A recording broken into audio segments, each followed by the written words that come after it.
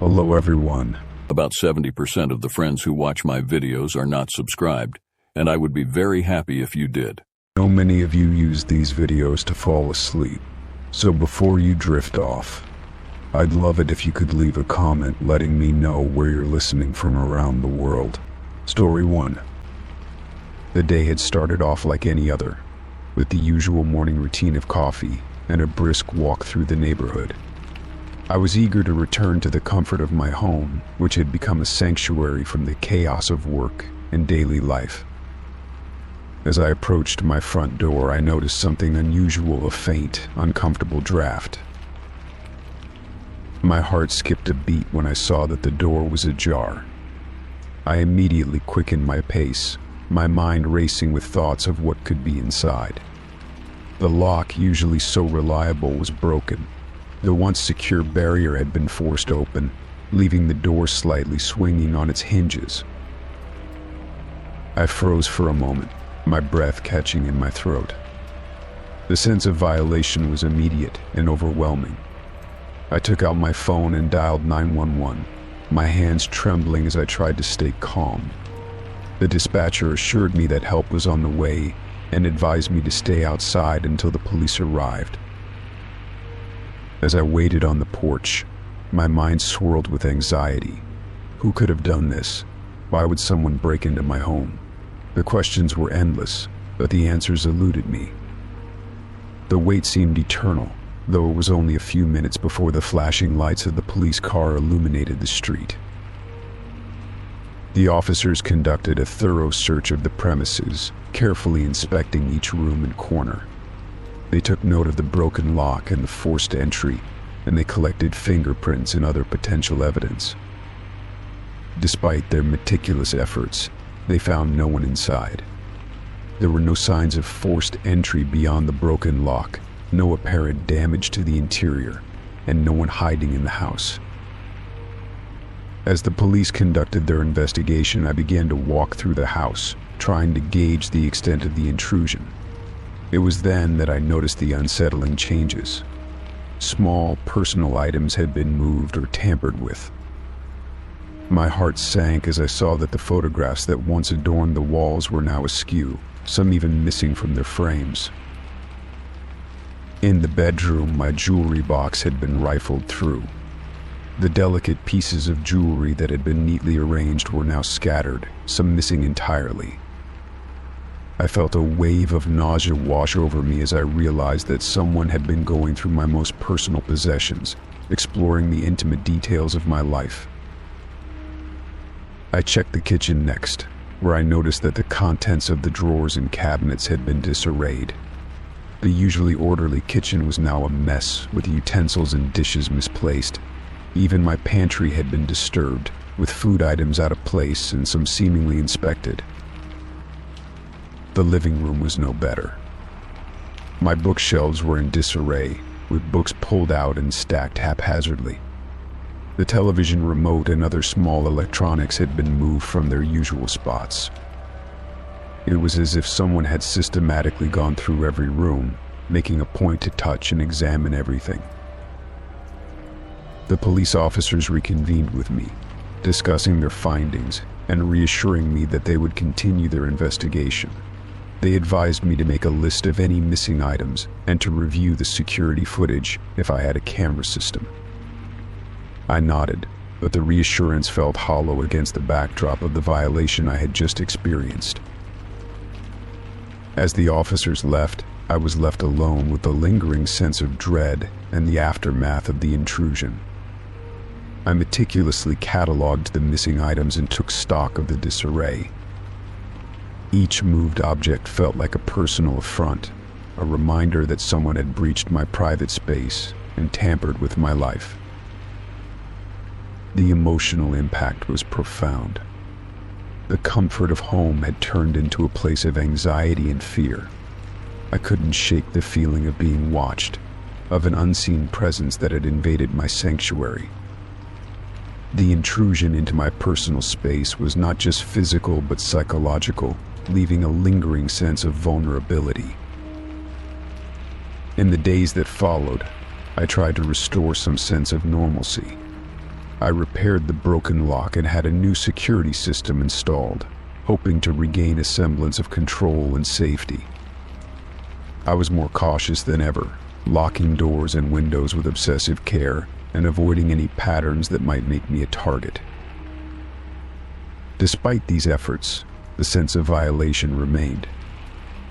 I found myself constantly checking and rechecking locks, scrutinizing every noise or disturbance with heightened anxiety.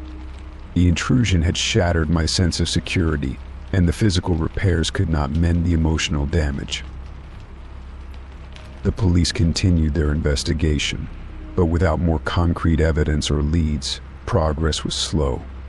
I was left to grapple with the aftermath, trying to rebuild my sense of safety and reclaim the comfort of my home.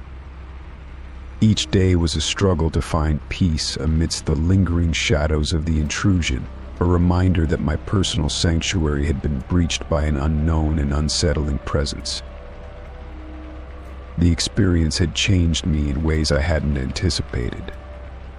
The intrusion into my personal space had left a mark on my psyche, a constant reminder of the fragility of safety and the impact of having one's most intimate spaces violated.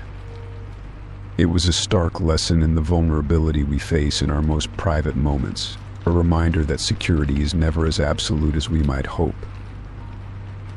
Story 2. The park across from my apartment had always been a place of solace. I would often walk there in the evenings, enjoying the calm and the view of the city lights reflecting off the pond. It was my escape from the hustle and bustle of everyday life, a place where I could clear my mind and unwind. But everything changed one evening when I noticed a man sitting on a park bench directly across from my apartment. At first, I didn't think much of it. He was an older man, dressed in a simple gray coat, with a fedora tilted at an angle. He seemed like any other park goer, lost in his own world. But over time, I began to realize that he was always there, sitting on that same bench at the same time every evening. It became a part of my routine to see him as I left my apartment and walked to the park. What made the situation unsettling was not just his constant presence, but the way he seemed to watch me. It was as if his gaze was fixed on me, tracking my movements with a precision that felt invasive. I couldn't shake the feeling that he was observing me closely, even though we never interacted.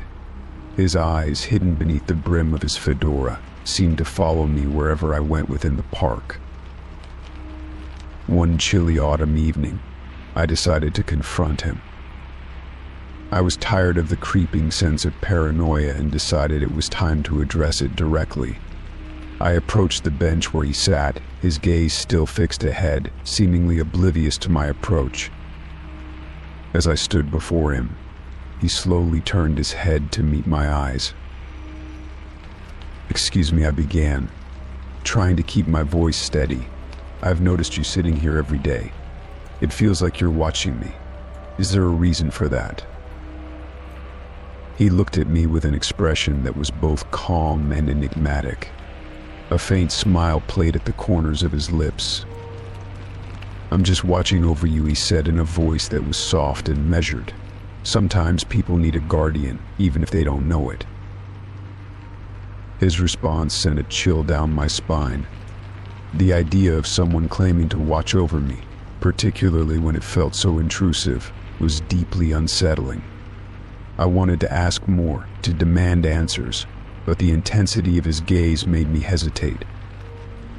His demeanor was unnervingly serene, as though he was entirely comfortable with the discomfort he caused. I decided not to press further. I mumbled something about needing to go and walked away, feeling a wave of relief mixed with anxiety. That night, I couldn't shake the feeling of his eyes on me, even though he was no longer there. I felt an overwhelming urge to escape the situation, to find a place where I could feel safe and unobserved. The following day, I began to make arrangements to move to a new apartment. I didn't share my reasons with anyone, fearing that my friends and family would think I was overreacting. I simply told them that I wanted a change of scenery. The process of packing and organizing was a distraction, but the thought of leaving the unsettling presence behind gave me a sense of urgency. The move was exhausting but exhilarating. I found a new place in a different part of the city, far from the park and a man who had intruded on my sense of security. I hoped that a fresh start would help me shed the lingering feeling of being watched. The first few nights in the new apartment were peaceful. I settled in, enjoyed the new surroundings, and began to relax. But despite the change in environment, the sense of unease never fully dissipated. I still felt like someone was watching me, even though there was no one around. The anxiety that had plagued me in the old apartment seemed to follow me, like a shadow that refused to leave. I tried to rationalize it. Perhaps it was the result of the paranoia that had built up over the months. I had been so on edge, so attuned to the idea of being observed, that the feeling had become a persistent companion. I started to question whether the man had been real or just a figment of my imagination, a manifestation of my fears. As the weeks went by, the sensation of being watched began to wane, but it never entirely disappeared. I found myself double-checking locks and curtains, constantly aware of every sound and movement in my new apartment. The experience had left me more cautious and less trusting of the world around me. I avoided returning to the old park, and I rarely ventured out in the evenings, opting instead to stay indoors where I felt safe. The man on the bench became a ghost of my past, a reminder of the unsettling experience that had driven me to seek a new beginning. Despite the new apartment and the change of scenery, I couldn't shake the feeling that the man's presence had left a mark on me. The idea of someone watching me, even with the guise of being a guardian, had altered my perception of safety and trust. I realized that the feeling of being watched was no longer tied to a specific location or person, but had become a part of my psyche. In the end, I had moved away from the park and the mysterious man, but the emotional residue of that experience stayed with me. It had taught me to be more aware of my surroundings and to question the nature of security and privacy. The man's unsettling smile and cryptic words remained a haunting reminder of how deeply unsettling it can be to feel observed, even by someone who claims to be watching over you. Story 3. The first time I heard it, I dismissed it as a trick of the mind. I had recently moved into a charming but old house on the outskirts of town. The place had character, with creaky wooden floors and high ceilings that made it feel spacious and somewhat grand.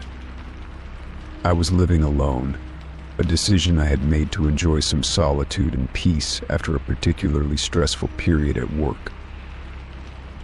That first night, as I settled into my new home, I was surprised by how quiet it was. The usual hum of the city seemed miles away, and the only sounds were the occasional creak of the house settling. But just as I was about to drift off to sleep, I heard a faint, rhythmic sound coming from somewhere in the house. It was so subtle at first that I thought it might be the old pipes or a draft playing tricks on me. Over the next few nights, however, the sound grew more distinct. It started as soft, muffled footsteps that seemed to echo through the empty rooms. The footsteps would appear sporadically, and each time I would get up and check the house, finding nothing out of the ordinary. The windows and doors were securely locked, and the house was as empty as I had left it. As the days turned into weeks, the footsteps became more persistent. It was no longer just a faint sound. It felt like someone was walking through every room of the house, pacing back and forth. The sound seemed to follow a pattern. Sometimes it would start in the hallway, move to the kitchen, and then to the bedrooms. I began to dread the nights, knowing that I would be kept awake by the constant, eerie sound. One particularly unsettling evening, as I was watching television in the living room, the footsteps began. They started softly, but soon became louder and more pronounced. I could hear them coming closer and closer, making their way through the house. I paused the TV and listened intently, the anxiety tightening in my chest.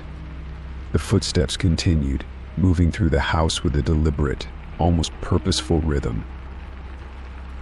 Determined to find the source of the noise, I grabbed a flashlight and made my way through the house. I checked every room, every closet, and every nook and cranny, but found nothing out of place. The house was as empty as ever. I checked the windows and doors again, convinced that there must be some rational explanation, but everything was secure, and there were no signs of intrusion. The sound continued to haunt me. It became a nightly ritual to check the house before going to bed, and I even installed a few additional locks on the doors, thinking that perhaps they would provide some sense of security. Despite my efforts, the footsteps persisted, always just out of sight but never quite disappearing. My friends and family were sympathetic but skeptical when I told them about the noises. They suggested that it might be the house settling or perhaps my imagination playing tricks on me. I wanted to believe that it was just a figment of my imagination, but the sounds were too consistent, too real, to be dismissed so easily. One night, I decided to stay up and document the sounds. I set up a voice recorder in the hallway where the footsteps seemed to be most prominent and waited. As the hours passed, I could hear the footsteps on the recording, clear and distinct. The recording also captured a faint whispering, though it was too indistinct to make out any specific words. Listening to the playback only heightened my sense of dread, confirming that the sounds were not just in my head. Desperate for answers, I contacted a local paranormal investigation group. They came to the house with their equipment, setting up cameras and recording devices throughout the property. They spent a night in the house documenting the sounds and conducting their investigation. Their findings were inconclusive, with the equipment picking up only the usual creaks and groans of an old house.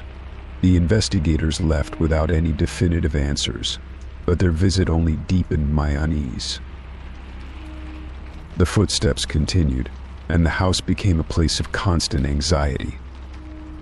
I started leaving lights on throughout the house, hoping that the presence of light might dispel whatever was causing the noises. I even considered moving, but the thought of packing up and leaving felt overwhelming. One particularly tense night, I was awoken by the sound of footsteps right outside my bedroom door. My heart raced as I lay frozen under the covers, listening to the rhythmic pacing. I finally mustered the courage to open the door and peek into the hallway. The house was empty, but the sound of footsteps seemed to be right there, echoing through the hallway. I decided to confront the sound head-on. I stood in the hallway and called out. "Is someone there?" My voice echoed in the empty space, but there was no response. The footsteps stopped, and for a moment, the house was silent. The silence was almost more unnerving than the footsteps. Despite my attempts to rationalize the situation, the anxiety continued to grip me. The feeling of being watched, of having an unseen presence in the house, was inescapable. I grew more cautious, avoiding the darker areas of the house and spending as little time alone as possible. One evening, while browsing through old records in the attic, I came across an old journal hidden among the boxes. It belonged to the previous owner of the house, and as I read through it, I discovered that they had experienced similar disturbances. The journal described hearing footsteps and feeling a constant sense of unease, though it never mentioned any specific cause. The last entry ended abruptly, with a cryptic note about the echoes of the past. The discovery of the journal offered some solace, knowing that I wasn't alone in my experiences. It didn't provide answers, but it connected me to the previous occupant in a way that made me feel less isolated. The footsteps gradually faded, though the house never felt entirely quiet again. Living in the house had taught me to appreciate the boundaries between reality and fear, and the echoes of those footsteps served as a reminder of the mysteries that can linger in old, creaky spaces. The experience had left an indelible mark, a constant reminder of the thin line between the known and the unknown. Story 4. The first sign that something was wrong came when I noticed the silence. My cat, Whiskers, was usually the first to greet me when I came home. Her purring and playful antics were a comforting part of my daily routine. But on that particular day, as I walked through the door, the house felt eerily quiet. I called out for her, but there was no response. I searched the house thoroughly, checking all her favorite spots, but Whiskers was nowhere to be found. My initial worry quickly turned into panic. I scoured every corner of the house, checked under furniture, and even peered into the closets, hoping she was hiding. I then ventured outside, calling her name and shaking her treat bag, but there was no sign of her. After hours of searching with no results, I began to post flyers around the neighborhood. The flyer depicted a photo of Whiskers with a brief description and my contact information. I handed out copies to local businesses and spoke with my neighbors, pleading for any information about her whereabouts. Days turned into a week, and my anxiety grew with each passing day. I received occasional tips from neighbors and kind strangers, but none led to any concrete information. The absence of Whiskers weighed heavily on me. I could not understand why she had disappeared or where she might have gone. I continued to hope for her safe return, clinging to the thought that someone might find her and bring her back home. Then, one evening, just as I was starting to lose hope, I heard a faint, familiar meow from outside. My heart leaped as I rushed to the door. There, sitting on the front step, was Whiskers, but the sight of her filled me with a mix of relief and horror. She was clearly injured. Her fur was matted and dirty, and she walked with a noticeable limp. Her eyes, usually bright and inquisitive, were now dull and frightened. I immediately scooped her up and took her inside, carefully examining her injuries. I cleaned her wounds and gave her some food and water, but her condition was worrisome. She was skittish and avoided eye contact, further confirming my fear that she had experienced something traumatic. Despite my care and affection, she remained withdrawn and seemed to flinch at sudden movements. As I gently examined her collar, I noticed a small, folded note attached to it. My hands trembled as I unfolded it. The note was written in a neat but unfamiliar handwriting, and it read she was ours for a while. The message sent a shiver down my spine. It was cryptic and unsettling, suggesting that someone had intentionally kept her from me. The implications of the note were terrifying. It meant that Whiskers had been in someone else's possession, and the condition in which she returned hinted at possible mistreatment. My mind raced with questions: who could have taken her? Why did they keep her? And what had they done to her during that week? I contacted the local authorities and showed them the note and Whiskers' injuries. They took down the details but seemed unsure of how to proceed with the case, given the lack of evidence and the cryptic nature of the note. They advised me to take Whiskers to a vet for a thorough examination and to monitor her behavior for any signs of ongoing distress. The vet's examination revealed that Whiskers had multiple bruises and a few minor cuts. The vet couldn't determine the exact cause of her injuries, but assured me that she would recover with time and proper care. The trauma she had endured was evident in her behavior, and the vet recommended a calm and supportive environment to help her adjust. As days went by, I noticed small improvements in Whiskers' demeanor. She began to explore her surroundings more and gradually returned to her playful self, though she remained cautious and easily startled.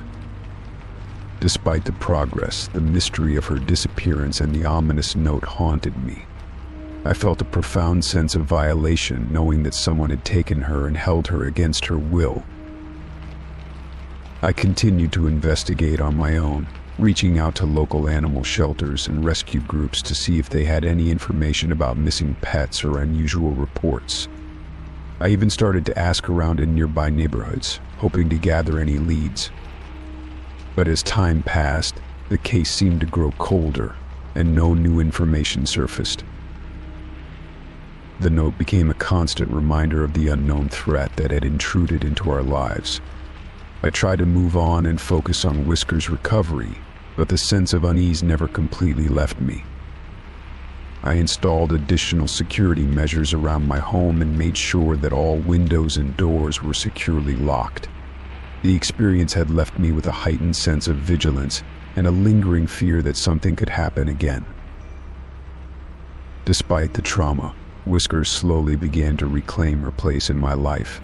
Her playful antics and affectionate purrs gradually returned, bringing a sense of normalcy back to our home. I showered her with love and attention, determined to help her heal from the physical and emotional wounds she had endured. Though the mystery of her disappearance remained unsolved, the experience had taught me the value of vigilance and the importance of cherishing the ones we love. The note that once held such power over my thoughts became a symbol of resilience and a reminder of the strength found in the bonds we share with our pets. Whisker's return was a bittersweet reminder of the unknown dangers that lurk in the world, but it also reaffirmed the strength of our connection and the importance of never giving up hope. As she nestled into her favorite spot on the couch, I felt a profound sense of gratitude and a renewed commitment to keeping her safe. The mystery of her disappearance may never be fully resolved, but the love and care I provided her would always be a constant, unwavering presence in her life. Story 5. It was an ordinary Saturday morning when I accidentally knocked over my bathroom mirror. It shattered into 1,000 tiny pieces, scattering across the tile floor with a cacophony of tinkling glass. I stood in stunned silence, the sharp fragments glittering like cruel confetti. The mirror had been a fixture in the small, dimly lit bathroom for years, and its sudden destruction left me feeling unsettled. Cleaning up the mess was a tedious task. I carefully gathered the shards, mindful of the potential for injury, and disposed of them. Once the room was free of glass, I turned my attention to replacing the mirror. It was an inconvenience, but it seemed like a simple fix. I ordered a new mirror online, choosing a sleek, modern design that would fit the space perfectly. Days passed, and the new mirror arrived. I was relieved to see the delivery man carrying it up to my door. He handed me the package with a terse smile and disappeared quickly, as if eager to be done with the delivery. I tore open the box, revealing the pristine mirror encased in protective padding. Along with the mirror was a note from the delivery service: "Hope this one doesn't crack." The note, with its casual yet ominous tone, sent a shiver down my spine. I dismissed it as a strange joke or a coincidence, the kind of dark humor you sometimes encounter in unexpected places.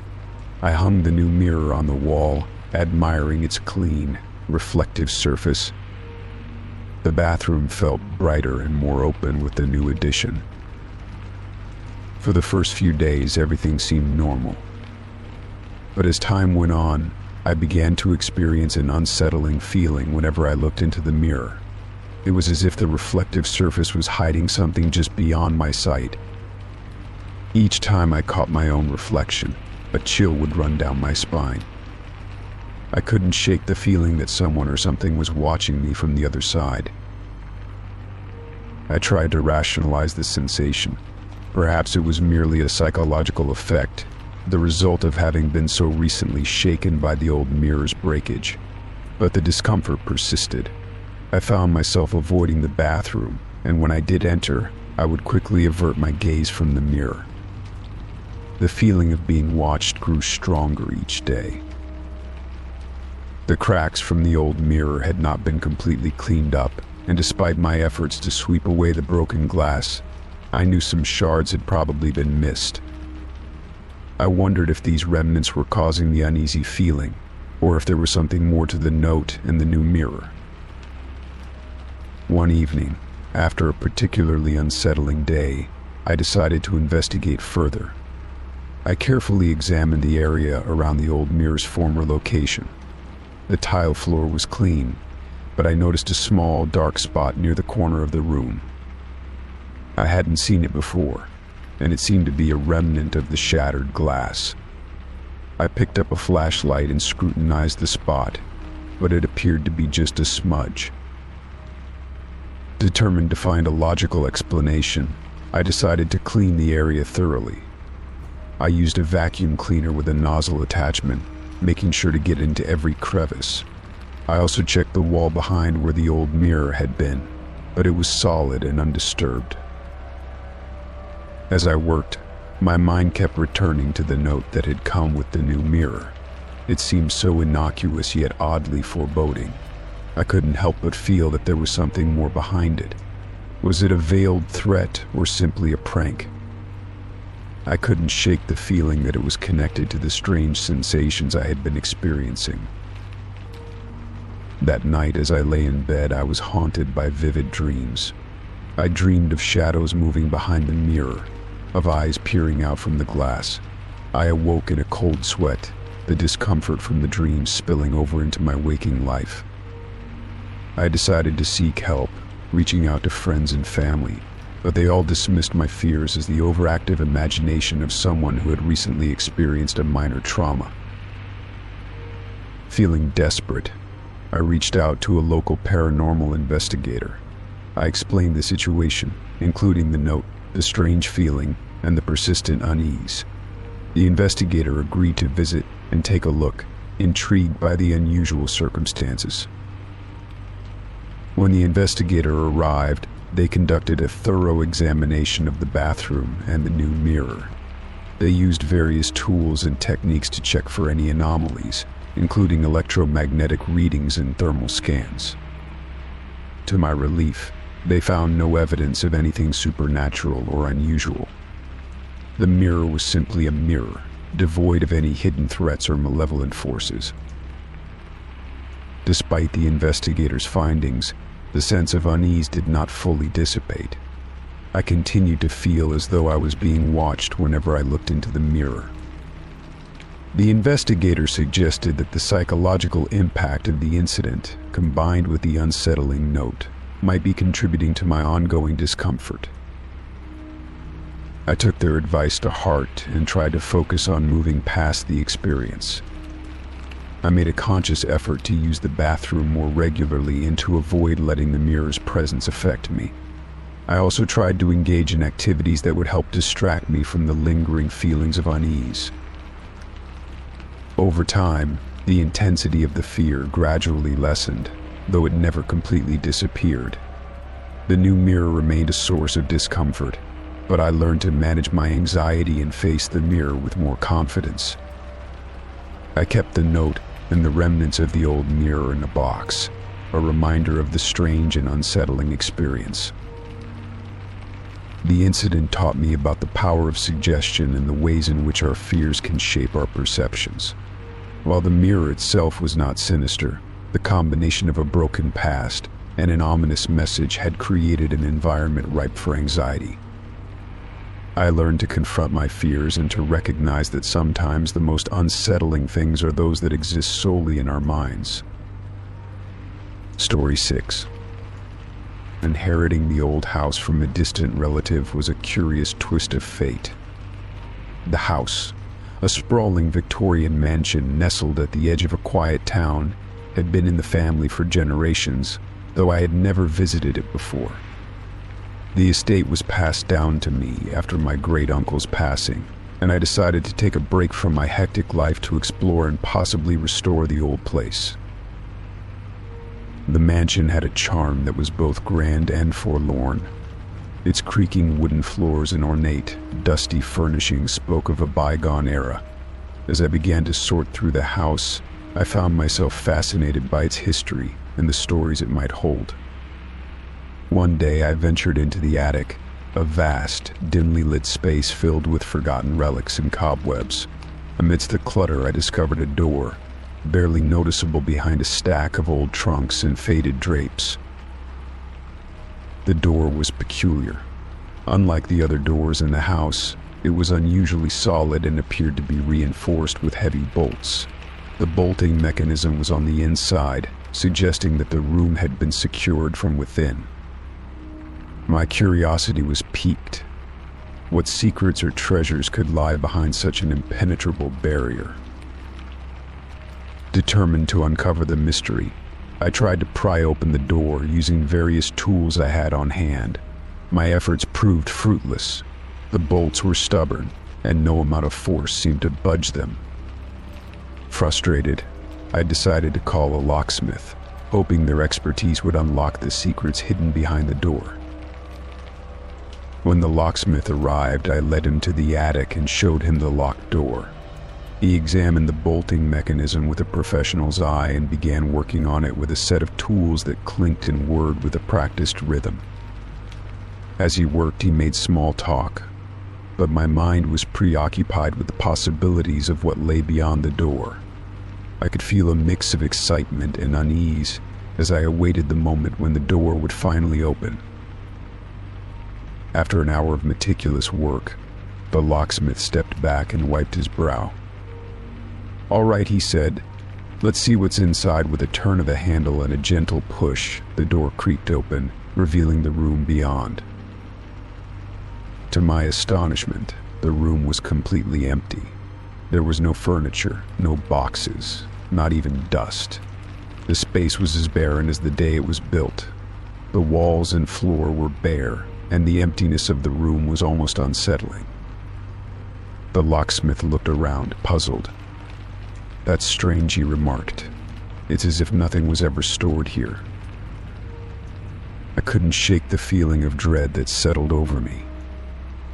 The absence of anything in the room felt wrong, like a void that held a presence of its own. I stood there for a moment, absorbing the eerie silence that seemed to echo off the empty walls. The mystery of why the room had been locked away, and what had prompted someone to secure it so tightly, weighed heavily on me. The locksmith, sensing my discomfort, packed up his tools and left. I remained in the attic, staring into the empty room. I felt a chill that had nothing to do with the cold draft from the attic's open windows. The emptiness was palpable, and I couldn't shake the feeling that I was missing something crucial. As the days went by, I became increasingly obsessed with the room. I scoured the house for any clues that might explain why it had been locked away. I searched through old papers and dusty boxes, hoping to find a journal or letter that might shed light on the mystery. But all my efforts proved fruitless. The house seemed to hold its secrets tightly, revealing nothing more than its aging furnishings and cobweb-covered corners. I began to experience strange occurrences. At night, I would hear creaks and groans from the attic, as though something was shifting or moving within the empty room. I would wake up to the sound of footsteps echoing through the house, only to find nothing when I investigated. The sense of being watched grew stronger, and I could no longer ignore the feeling that something was profoundly wrong. Determined to get to the bottom of the mystery, I decided to investigate the history of the house. I visited the local historical society and spoke with the town's oldest residents, hoping to find any information about my great-uncle or the house's past. The more I learned, the more I became aware of the house's reputation. Whispers of previous occupants who had vanished under strange circumstances and stories of unexplained phenomena only added to my growing unease. One evening, while exploring the attic again, I noticed something unusual. The floorboards in front of the locked room seemed slightly disturbed, as though they had been recently moved. I carefully pried up a few boards and discovered a hidden compartment beneath. Inside were old leather-bound books and yellowed papers, all meticulously organized. The documents included correspondence and legal papers, but none provided any clear answers about the room or its purpose. The more I delved into these documents, the more I felt a sense of foreboding. The records detailed legal disputes, mysterious transactions and references to individuals whose names were unfamiliar. There were no direct mentions of the locked room, but the overall sense of secrecy and hidden motives was unmistakable. The empty room, the strange occurrences, and the enigmatic documents created a tapestry of dread and confusion. I found myself trapped in a web of mystery, where the answers remained just out of reach. The room, though physically empty, seemed to hold a significant and unsettling presence. It became a symbol of the unknown, a reminder that some secrets were meant to remain hidden, no matter how hard one tries to uncover them. As I prepared to leave the house for good, the locked room remained a haunting enigma. The sense of dread that had accompanied me throughout my investigation lingered. The house, with all its history and hidden corners, would continue to hold its secrets, and the empty room would remain a chilling reminder of the mysteries that lay behind closed doors. Story 7. It began with a simple phone call. I was lounging in my living room on a quiet Tuesday night when my phone rang. The number was unfamiliar, and I hesitated before answering. It was past midnight, and the call seemed odd, but I figured it might be a wrong number or a late-night scam. "Hello," I said, my voice echoing in the stillness of the room. There was only silence on the other end, punctuated by the occasional static noise. I waited, but no one spoke. After a few moments, the call ended, leaving me with an unsettling feeling. The next night, at precisely midnight, the same number appeared on my phone. I answered again, and once more there was only silence. I listened carefully, but there was nothing but the faint crackle of static. I hung up, feeling a shiver run down my spine. I dismissed it as a prank or an automated call from a telemarketer. The calls continued for several nights, always at the same time. Each time I would answer, only to be greeted by silence. My growing anxiety made it difficult to sleep. The calls seemed like a sinister game, and I couldn't shake the feeling that there was something more behind them. One night, as I answered the call, a soft, almost whisper-like voice finally broke the silence. "I know where you are," it said. The words were chilling, and they sent a jolt of fear through me. My heart pounded as the call abruptly ended. I tried to steady my breathing, but the message lingered in my mind. I immediately attempted to trace the number, hoping to find some clue about who was calling. The number appeared to be untraceable, no information could be found, and there were no records of the call being logged by my phone provider. The frustration added to my anxiety. How could I protect myself if I didn't even know who was behind these disturbing calls? The next few nights, I grew increasingly paranoid. I tried to stay awake, hoping to catch the caller in the act, but exhaustion would eventually overtake me. The calls came with clockwork regularity, always at midnight.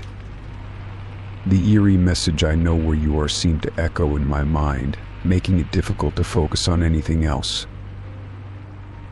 I considered changing my phone number, but I was concerned that the caller might find other ways to reach me. I began to take extra precautions, locking all my doors and windows, installing additional security measures, and even checking my surroundings every time I left or returned home. I was constantly on edge, feeling like I was being watched. One particularly sleepless night, as the hour approached midnight, I sat in the dimly lit living room, clutching my phone. The minutes ticked by slowly, and as the clock struck midnight, the phone rang. My heart raced as I answered. The silence on the other end was deafening. But then, the whisper came again, "I know where you are." This time I heard something else, a faint background noise, like the murmur of voices or the rustling of papers.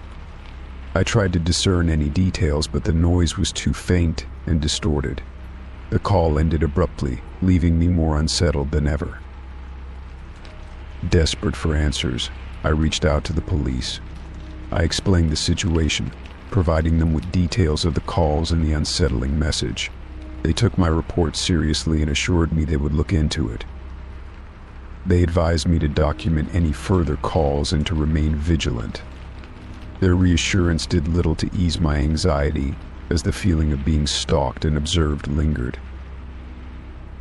The calls continued for several more nights, but then, almost as abruptly as they had started, they stopped. The midnight ring ceased, and the silence was both a relief and a source of new anxiety. I no longer had the unsettling messages, but the fear of someone knowing my every move remained. The lingering sense of paranoia made it difficult to feel safe in my own home. I continued to take precautions, though the calls had stopped. I remained cautious and aware of my surroundings, always feeling like someone might be watching me. The experience had left a lasting impact, a reminder of how easily our sense of security can be shattered. Looking back, I often wondered about the identity and motive of the caller. What did they want? Why did they choose to contact me in such a disturbing manner? The unanswered questions only added to the unease that had taken hold of me. The fear of being watched or followed became a constant part of my life, a lingering shadow that I couldn't quite shake off. In the end, the midnight caller's identity remained a mystery. Though the calls stopped, the psychological impact of the experience continued to influence my behavior. I had learned to be more cautious and aware, but the memory of those unsettling messages "I know where you are" remained a haunting reminder of how vulnerable we can be to the unknown. Story 8. It began subtly, almost imperceptibly. I first noticed my elderly neighbor, Mr. Thompson, casting occasional glances towards my windows. He lived in the house next to mine, a quaint, weathered home that had seen better days. I would see him standing by his window or tending to his garden, his gaze drifting toward my house with an intensity that unsettled me. At first, I tried to dismiss it as a harmless quirk of his aging mind. After all, it was not uncommon for people to be curious about their neighbors, but over time his behavior grew increasingly noticeable. Whenever I caught him staring through my windows, his reaction was always the same. He would quickly avert his eyes, pretending to be engrossed in some task. The pretense was transparent, and his furtive glances made me uneasy. One evening, as I was relaxing in my living room, I caught him peering through the small gap in my partially opened blinds. My heart raced as I saw him standing just outside his front door, his eyes fixed on my window. I had to confront him. I marched over to his porch, my nerves frayed and my heart pounding. "Mr. Thompson," I called out as I approached. He looked up with a start, a mixture of surprise and guilt etched on his face. "Is there something I can help you with? I've noticed you've been looking into my windows quite a bit lately."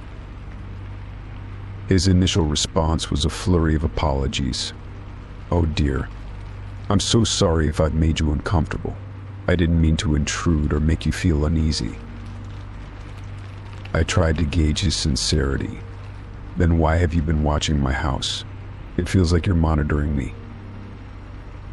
He shuffled his feet and glanced away, his demeanor shifting from apologetic to defensive. "I assure you it's nothing like that. I've been just a little worried about you. I see you're home alone a lot, and with all the recent news about break-ins and such, I wanted to make sure you were safe." His explanation seemed implausible, especially given his habit of peeking through the windows. I wanted to believe him, but the feeling of being constantly observed had already taken root. His reassurances did little to quell my anxiety. Over the next few days, his behavior did not change. Whenever I glanced outside, I would often catch him in his yard or near his window, his eyes flickering toward my house. His pretense of gardening or fixing things around his home seemed calculated to give him a reason to be outside, where he could continue his surveillance. The situation was beginning to affect my sense of security. I started to feel self-conscious in my own home. Simple activities, like lounging on the couch or preparing a meal, felt exposed. I found myself checking the windows more frequently, peeking through the blinds to see if he was watching. The constant vigilance made me feel trapped in my own space. I decided to install heavier blinds and curtains in my living room and bedrooms, hoping to create a barrier between myself and Mr. Thompson's prying eyes. But despite these efforts, the feeling of being watched lingered. I even considered moving to a different part of the house, but the sense of invasion was pervasive, creeping into every corner of my life. One afternoon, I decided to confront Mr. Thompson again. I approached his house with a mixture of resolve and trepidation. As I knocked on his door, he answered with a wary expression. "I wanted to talk to you again," I began, my voice steady despite my nerves. "I'm still feeling very uncomfortable with how often you seem to be looking into my windows. It's not just about my safety, it's about my privacy." Mr. Thompson looked genuinely distressed. "I truly am sorry. I didn't realize I was making you feel this way. It's just that I've seen so many things happen in this neighborhood over the years. I suppose I've become overly cautious." His words, though well-intentioned, did little to ease my discomfort. I felt trapped between his genuine concern and the invasive nature of his actions. I needed to protect my own sense of security and privacy. "I appreciate your concern," I said, "but I need you to respect my space and privacy. Please refrain from looking into my windows. It's making me very uncomfortable." He nodded solemnly, and I hoped that would be the end of it. Yet, despite his assurances, the feeling of being observed did not entirely dissipate. I couldn't shake the unease that had settled into my daily life. I decided to take additional steps to ensure my privacy and security. I started to keep a detailed log of any unusual occurrences and any signs of Mr. Thompson's presence near my home. I also spoke with other neighbors to see if they had noticed anything unusual.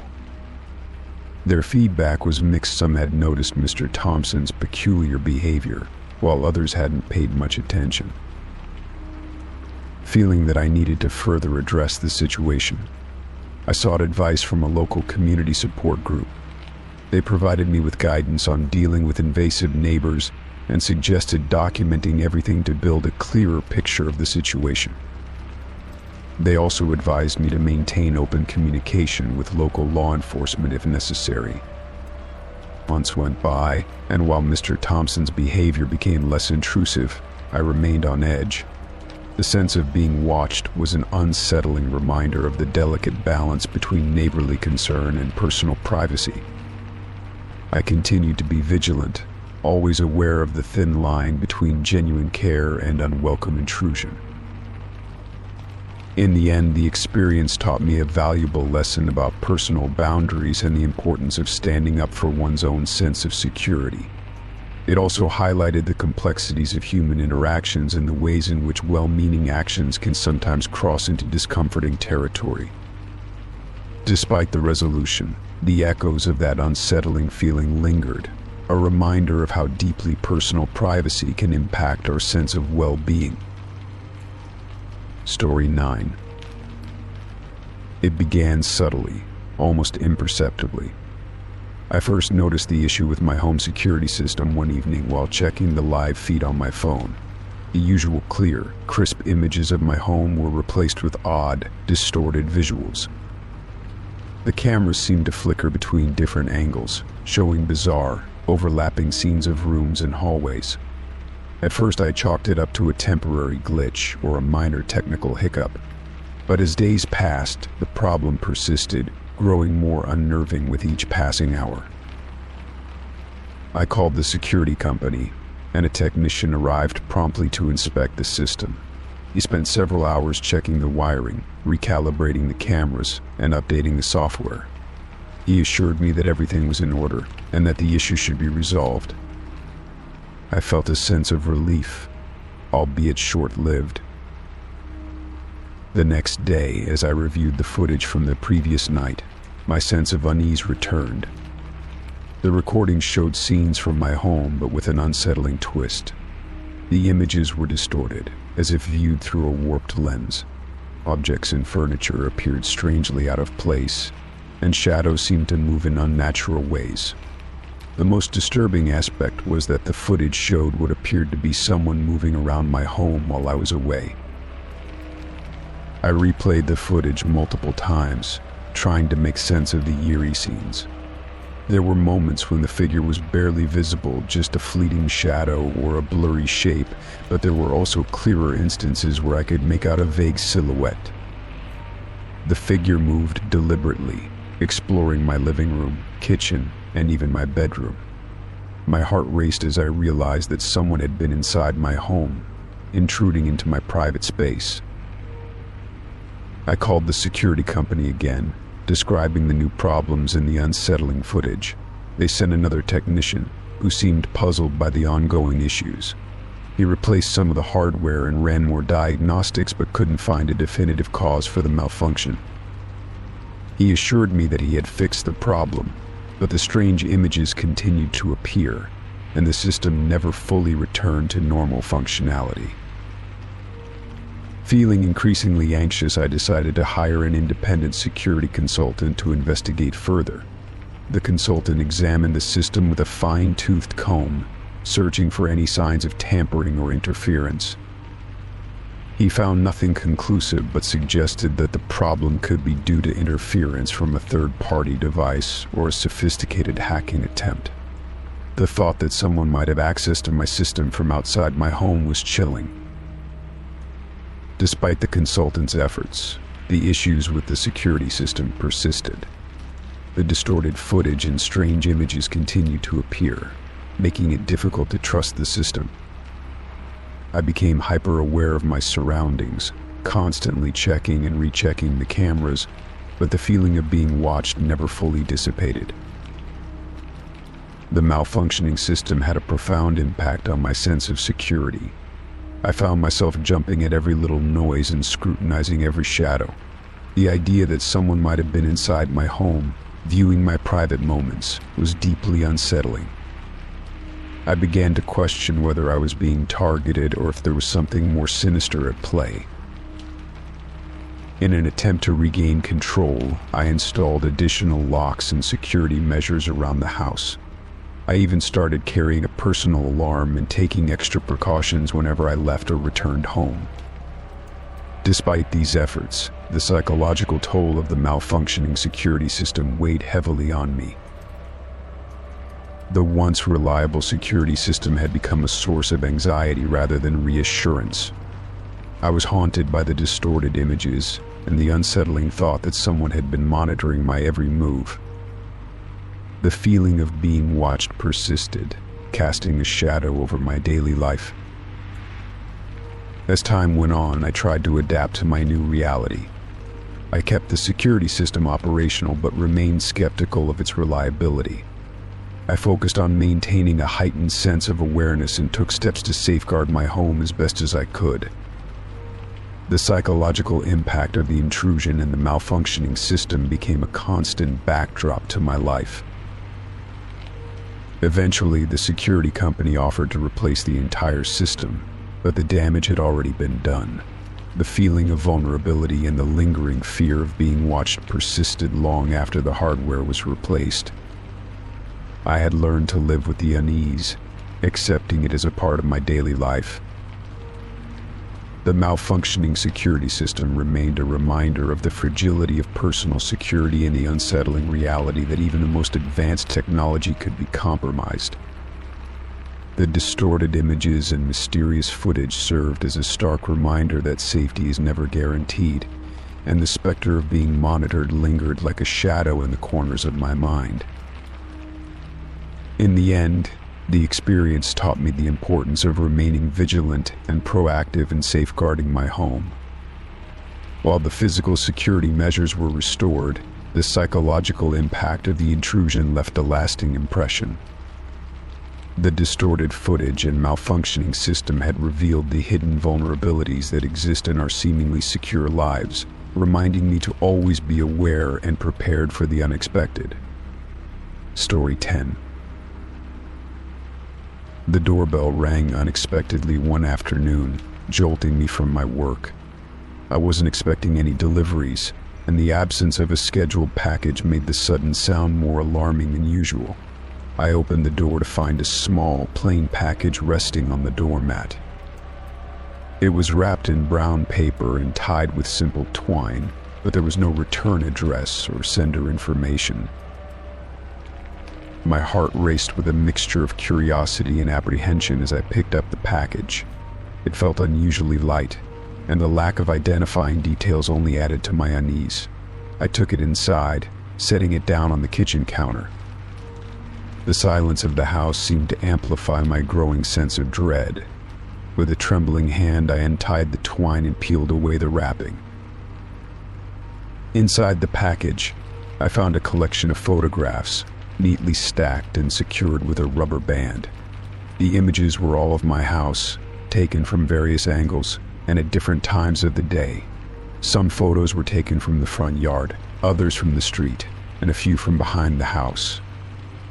Each photograph was clear and detailed, capturing not just the exterior but the intimate details of my property, my garden, the layout of the front porch, and even the small shed in the backyard.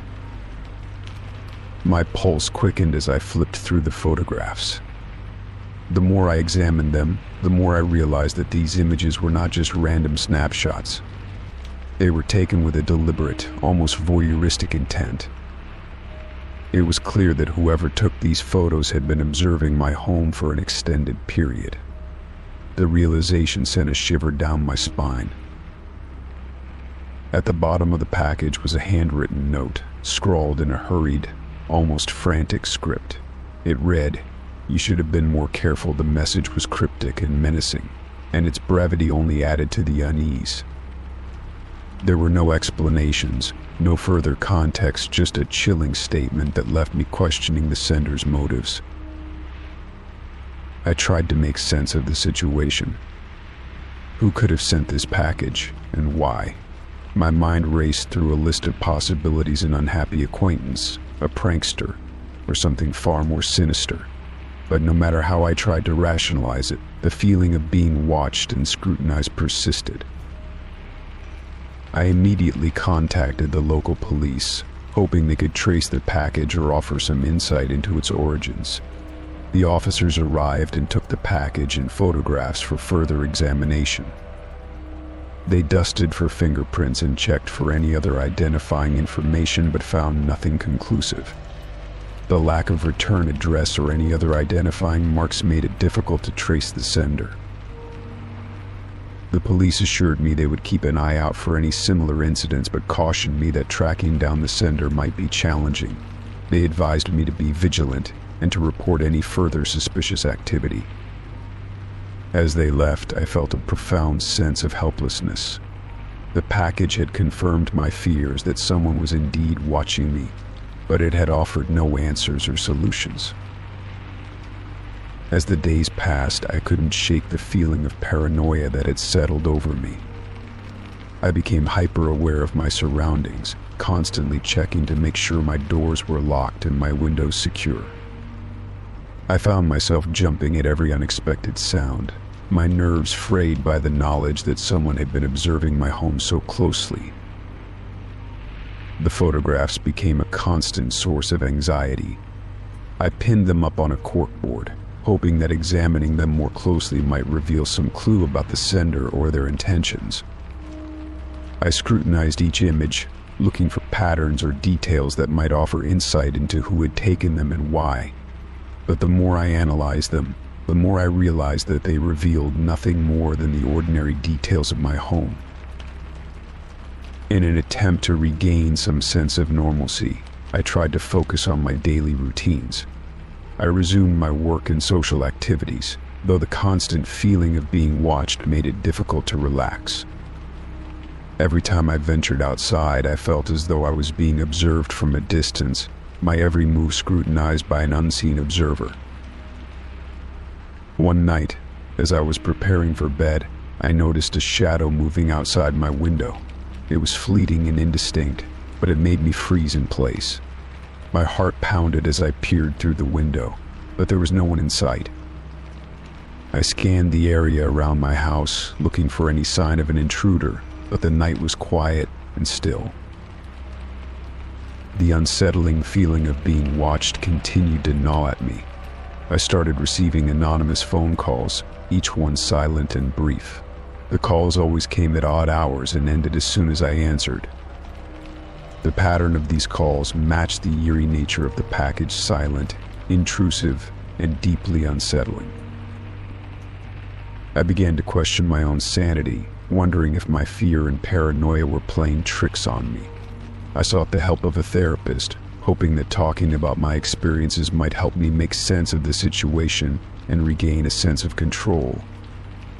My therapist listened attentively and offered reassurance, but the fear and anxiety remained. Despite the passing weeks, the package and its cryptic message continued to haunt me. I felt as though I was living in a state of constant vigilance, unable to escape the feeling that someone was always watching, always waiting. The lack of answers and the persistent feeling of being observed created a psychological weight that I struggled to bear. One day I received a letter in the mail from the police, informing me that they had been unable to make any progress in the investigation. The letter was polite but disappointing, offering no new leads or information. The words seemed to echo my own feelings of frustration and helplessness. As time went on, the intense fear gradually subsided, though the sense of unease lingered. The package and its contents had left an indelible mark on my life, reminding me that even in the safety of my own home, the specter of being watched could intrude. Though I tried to move on and reclaim a sense of normalcy, the shadow of that package remained, a haunting reminder of a breach of privacy that had forever altered my sense of security. Story 11. For weeks, a strange ritual had unfolded outside my front door. Each night at exactly 3 a.m., a persistent knocking would echo through the stillness of my home. The sound was a rhythmic and unnervingly consistent rapping, like an insistent, ghostly visitor with no intention of leaving. The pattern never varied: 3 sharp knocks, a pause, then another 3 knocks. It was as if some unseen entity was bound by a precise schedule. At first, I tried to dismiss it as a product of my overactive imagination. The knocks always came at the same time, disrupting my sleep and leaving me restless. I told myself it was probably just a neighbor playing a prank or some animal tapping at the door. Yet, each night, the sound pierced through the quiet, growing increasingly unnerving. One particularly cold night, as the knocks reverberated through my home, I could no longer ignore the noise. Summoning the last remnants of courage, I crept out of bed and made my way to the front door. My heart pounded as I peered through the peephole, but there was no one there. I hesitated, then cautiously opened the door. The only thing I found was the cold night air and the empty porch, bathed in the dim glow of the street lamp. I stepped outside, scanning the area for any signs of movement. The porch light cast eerie shadows, and the quiet of the street seemed almost oppressive. I checked the front yard and the surrounding bushes, but there were no footprints or signs of tampering. The door was undamaged, and nothing appeared to be out of place. Despite the lack of evidence, the knocking continued each night. I grew increasingly anxious, my nerves frayed by the relentless disturbance. I began to wonder if someone was intentionally trying to unsettle me. I took precautions, adding an extra lock to the door and installing a security camera. I hoped that if there was someone out there, the camera would capture them, and the added security might offer some peace of mind. But each night, when the clock struck 3 a.m., the knocking would resume. I reviewed the footage daily, but the camera showed nothing unusual, just the empty porch and the darkness of the night. It was as if the knocking was a malevolent force that knew exactly how to elude capture. a presence that defied logic and reason. My sleep deprivation began to take its toll. I grew irritable and on edge, haunted by the relentless knocking. I tried to find solace in the daytime, but the fear of the nightly disturbance loomed over me like a dark cloud. I became increasingly isolated, avoiding social interactions and focusing solely on the fear that had gripped me. After weeks of enduring the torment, I reached a breaking point. The knocking was not just an inconvenience, it was a psychological assault that had left me feeling violated and unsafe in my own home. The once comforting sanctuary had become a prison of anxiety, and I realized that I could no longer tolerate the intrusion. With a heavy heart and a sense of resignation, I made the decision to move. The prospect of starting over in a new place seemed like the only way to escape the haunting rhythm that had consumed my life. I packed my belongings and left the house, hoping that a change of scenery would bring relief and a sense of normalcy. As I drove away from the house, I glanced back one last time, feeling a mixture of relief and apprehension. The thought of leaving behind the oppressive presence that had haunted me was a small comfort, but the fear of being stalked stayed with me. The unsettling memories of the knocking were not easily forgotten, and the experience had left an indelible mark on my psyche. In the weeks that followed, I settled into my new home, trying to rebuild my life and regain a sense of security. The nightly knocks had ceased, replaced by the quiet hum of a new environment. Despite the physical distance from the old house, the psychological impact remained. I found myself wary of the dark, the quiet, and the rhythm of nighttime disturbances. The experience had changed me in ways I hadn't anticipated. I became more vigilant, more anxious about the unknown. The knocking had been more than just a physical disturbance, it was a psychological invasion that had left me feeling vulnerable and exposed. Each night, as I lay in bed, I found myself listening for any sign of an intruder, any hint of the familiar rhythm that had once plagued my life. The fear of being stalked lingered, a shadow of unease that followed me even in my new home. I became hyper-aware of my surroundings, constantly checking and rechecking locks and avoiding patterns that might make me a target. The once simple act of closing my eyes at night became fraught with anxiety, a reminder of the darkness that had once intruded upon my life.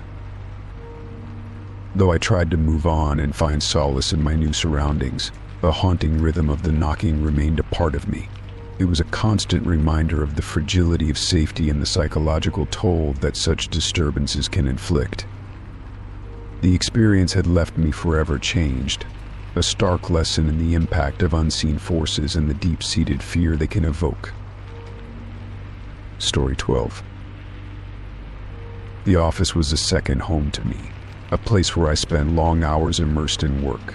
I prided myself on being dedicated and meticulous, often staying late to ensure everything was perfect. The building was typically quiet after hours, with only a few scattered employees lingering to finish tasks. The janitor, a middle-aged man named Gary, was usually the only other person around during those late hours. At first, I had no reason to think anything was amiss. He was polite and professional, and I appreciated that the office was always clean and well-maintained. However, as time went on, I began to notice a pattern that unsettled me. Gary seemed unusually interested in my work schedule and personal life. He would often make comments about how late I was staying, or ask probing questions about the projects I was working on. His questions were oddly specific, and his remarks seemed to go beyond the casual small talk one might expect from a janitor.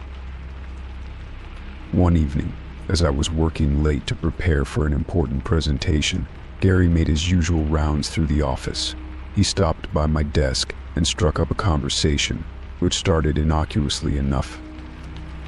But then he commented on the late hour and remarked, "I see you're working on that big project again. It must be stressful." I nodded, trying to keep the conversation brief. "Yes, it's been a lot of work, but I'm almost done." Gary's eyes lingered on me for a moment longer than necessary. "You know, it's important to take breaks. I've seen how hard you work, and it can't be good to be here so late." His comment struck me as intrusive. It wasn't the first time he had made remarks about my work habits or my personal life. He seemed to know more than he should, given our limited interactions. I brushed it off as a peculiar personality quirk, but the feeling of discomfort lingered. The following week, I stayed late again to finalize some details for a major project. As the hours ticked by, I noticed that Gary's usual rounds were taking longer. He seemed to be spending more time around my floor, and I began to feel increasingly uneasy. The office was empty except for us, and the quiet hum of the fluorescent lights only heightened my sense of isolation. Around midnight, I decided to take a break and stepped out of my office to grab a coffee from the kitchen. As I walked down the hall, I noticed Gary standing near the door to my office, seemingly fiddling with the lock. My heart raced as I watched him through the glass window in the door. It was clear that he was trying to gain access to my office, and the sight made my blood run cold. I quickly stepped back and called security, explaining the situation with a trembling voice. By the time security arrived, Gary was gone, and the door to my office was untouched. I felt a mix of relief and anxiety as the security team reviewed the footage and questioned the janitor. Gary claimed he was simply checking on the office, and that his actions were a misunderstanding. However, the explanation didn't sit right with me. The next day, I reported the incident to HR. I explained the situation and expressed my concerns about Gary's behavior. HR took the matter seriously and assured me that an investigation would be conducted. Gary was subsequently fired, and the company implemented stricter access controls to prevent unauthorized entry into offices after hours. Even though the situation was resolved and Gary was no longer employed at the company, the incident left a lasting impact on me. The feeling of invasion and the knowledge that someone had been trying to access my office without permission made me deeply uneasy. It was clear that Gary's interest in my personal life had crossed a line, and his actions had breached my sense of security. The aftermath of the incident was unsettling. I found it difficult to shake off the feeling of being watched, and I became hyper-aware of my surroundings. Every time I worked late, I couldn't help but glance over my shoulder, worried that someone else might be lurking in the shadows. The incident had eroded my sense of safety and trust within the workplace. In the weeks that followed, I tried to regain a sense of normalcy. I adjusted to the new security measures and took extra precautions to ensure that my office remained secure. The company provided support and counseling for employees who had been affected by the incident, and I attended sessions to help process my feelings and regain my sense of security. Despite these efforts, the memory of Gary's intrusion lingered. The once comfortable office had become a place where I felt vulnerable and exposed. The trust I had in the workplace environment had been shaken, and I remained vigilant, always aware of the potential for another breach of privacy. In the end, the experience served as a stark reminder of how quickly one's sense of safety can be compromised. It highlighted the importance of maintaining boundaries and ensuring that personal and professional spaces remain secure. While I eventually learned to manage my anxiety and rebuild my trust in the workplace, the incident remained a haunting reminder of the delicate balance between professional interactions and personal privacy. Story 13. Moving into a new apartment was supposed to be a fresh start, a chance to escape the hectic pace of my old life and enjoy some tranquility. The apartment complex was a mid-century building with character-exposed brick walls, tall windows, and a cozy layout that felt like a perfect fit. My new apartment was on the second floor, and my only neighbor was the unit next door, which had been empty since I moved in. At first, everything was quiet. I enjoyed the solitude, the peace that came with having a space to myself. But as the days turned into weeks, I began to notice something unsettling. It started with faint noises, barely perceptible at first. Footsteps echoing from the empty unit next door, soft whispers that seemed to float through the walls, and the occasional sound of furniture being moved around.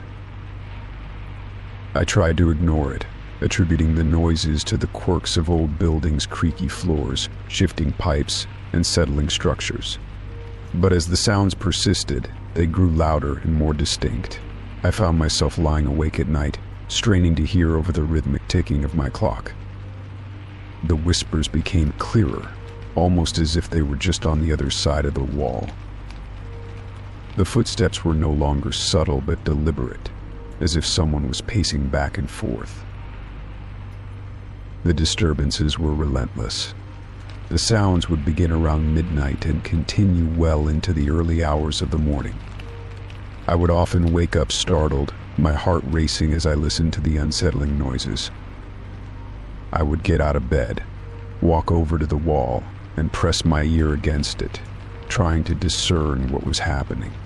Each time I found nothing but the quiet of my own apartment and the echoes of my own fear. Desperate for relief, I approached the landlord. I described the noises and expressed my growing concern. The landlord, a middle-aged man with a perpetually furrowed brow, assured me that he would look into it. He explained that the neighboring unit had been vacant for a while and promised to investigate.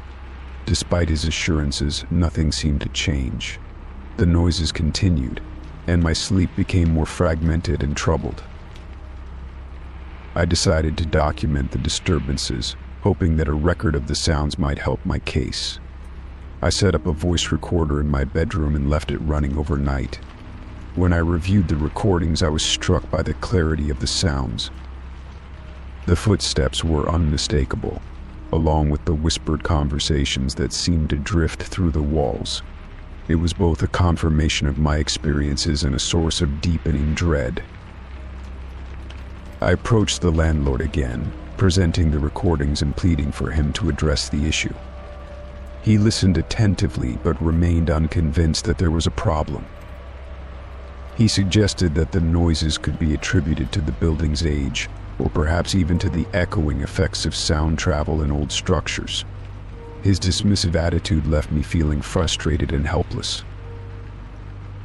As the weeks went on, the disturbances only worsened. The noises grew more intense, with loud thumps and dragging sounds that made it impossible for me to sleep.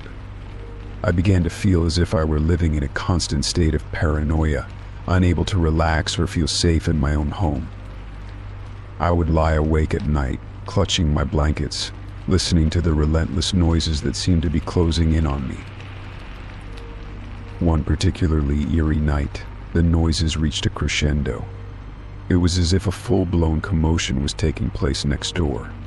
The sounds of furniture scraping against the floor, heavy footsteps, and muffled shouting filled the air. I could hear the distinct sound of something being dragged across the floor, and the whispers had turned into urgent, frantic voices. Unable to endure the tension any longer, I decided to confront the issue head-on. I went to the landlord's office the next morning, my anxiety reaching its peak. I demanded that he take immediate action to investigate the source of the noises. The landlord, now visibly perturbed by my insistence, agreed to take more serious measures. He arranged for a maintenance worker to enter the vacant unit and inspect it. The worker, armed with a set of keys and a flashlight, ventured into the empty apartment. After an hour of thorough searching, the worker returned with a blank expression, stating that he had found nothing out of the ordinary. The unit was as empty and quiet as it had always been. Despite the maintenance worker's report, the noises continued unabated. I began to feel a sense of dread that pervaded every corner of my life. My once peaceful apartment had become a place of anxiety and fear. I found myself avoiding being alone, staying at friends' houses whenever I could, and constantly on edge when I was at home. Eventually, I started to research the history of the building, hoping to find some clue about the origins of the disturbances. I discovered that the apartment complex had been built in the 1920s and had housed various tenants over the years. There were rumors of past residents experiencing strange occurrences, but nothing concrete. As I delved deeper, I learned that the building had once been the site of a tragic event of fire that had claimed the lives of several people. The stories I uncovered were chilling, and I couldn't help but wonder if there was a connection between the fire and the noises I was hearing. The idea that I might be living among the echoes of the past only deepened my sense of unease. The persistent disturbances and my growing fear eventually led me to make the difficult decision to move out of the apartment. I packed my belongings and left, hoping to find a place where I could regain a sense of normalcy and peace. As I closed the door to my old apartment for the last time, I couldn't shake the feeling that I was leaving behind something more than just a space. It was as if I was escaping from the very shadows that had haunted my nights. The new apartment was quiet and calm, a stark contrast to the turmoil I had experienced. I felt a sense of relief as I settled into my new home, but the memories of the disturbances next door lingered. The echoes of footsteps and whispers had left an indelible mark on my psyche, a reminder of the thin boundary between the living and the unknown. The experience had taught me that sometimes the most unsettling disturbances come not from within, but from the echoes of the past that linger just out of reach. Story 14. The day started like any other.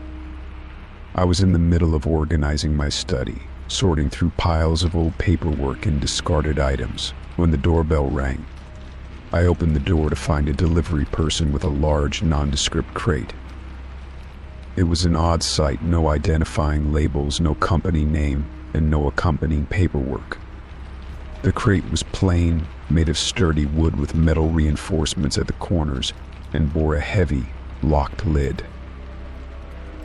"Do you know who this is from?" I asked the delivery person, my curiosity piqued.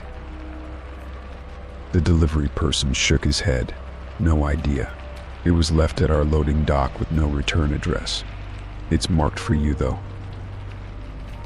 I thanked him and carefully carried the crate inside. The lack of any identifying marks or notes only fueled my curiosity and apprehension. I placed the crate on the living room floor and stared at it, trying to remember if I had ordered anything recently or if I was expecting a package. Nothing came to mind. With a sense of both anticipation and unease, I pried open the crate. The lid creaked as I lifted it, and I was met with a jumble of items that were both familiar and haunting. Inside, I found a collection of personal belongings, old letters, photographs, keepsakes, and other trinkets that I had long forgotten. There were items that I had lost years ago, as well as things that I thought had been discarded. One of the first things I pulled out was an old leather-bound journal. The journal had belonged to me during my teenage years, filled with entries from a time when my life seemed simpler. I flipped through the pages, and the words of my younger self brought back a flood of memories, some pleasant, others bittersweet. The journal had been missing for over a decade, and seeing it again stirred a mix of nostalgia and unease. Next, I found a box of old photographs. There were pictures of my family, friends, and me from various stages of my life. Among them were snapshots of moments I had completely forgotten, like birthday parties, family gatherings, and vacations. Some of the photos had been damaged over time, with faded colors and frayed edges, making them all the more poignant. It was as if someone had gone out of their way to collect pieces of my past and present them to me in this eerie fashion. Among the items were also several handwritten letters, notes from friends, family, and even a few romantic letters from past relationships. They were all neatly folded and tied with ribbon, as if they had been preserved for this very moment. Reading through them was both heartwarming and unsettling.